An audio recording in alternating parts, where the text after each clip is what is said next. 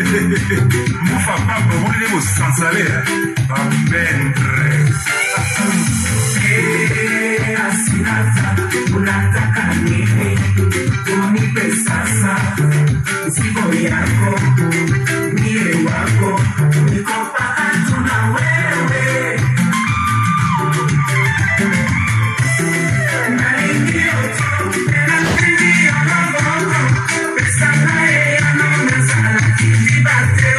Alright, inakuwa namna gani? Karibu ndani ya mpango mzima wa bezi yetu, ikiwa mimi ndio MC Tawai, ikiwa ni love and relationship mazee. Leo tunaangalia kuhusu mambo na red flag. Sasa hapa niko na swali mazee. Sana karibu sana ndani ya Love and Life podcast. Hii ndio sport tunayopiga stories za mahusiano bila kuchemsha, bila filter, straight kutoka kwa ground. Sasa unajua dunia ya love imebadilika sana Siku hizi watu wana meet online wana date kwa DM, wanapendana kwa TikTok. Bado unapata TikTok live watu wanapendana na breakup zina trend mbaya sana. Reels wapi? Love imekuwa kama content, sio tena ile kitu ya deep connection kama zamani Na pia pressure ya social media imechange vile watu wanajiona kwenye mahusiano. Kila mtu anataka couple goals Kila mtu anataka matching outfits, soft life mazee. Lakini nyuma ya kamera kuna stress, trust issues na heartbreaks ziko real mazee.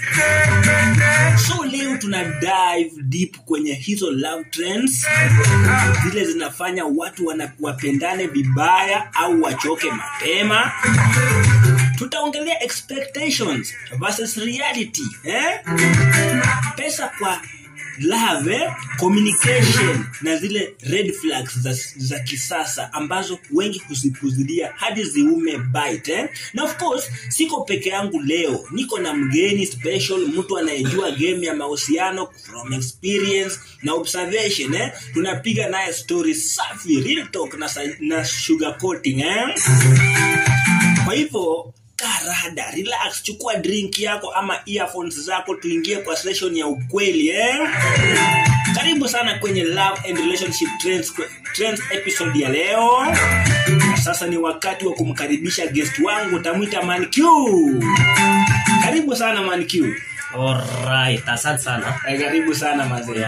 Leo tunataka tupige story na wasee hapa online kuhusu love and relationship. Na tukirudi in the meantime sana mambo itakuwa swali hapo sasa.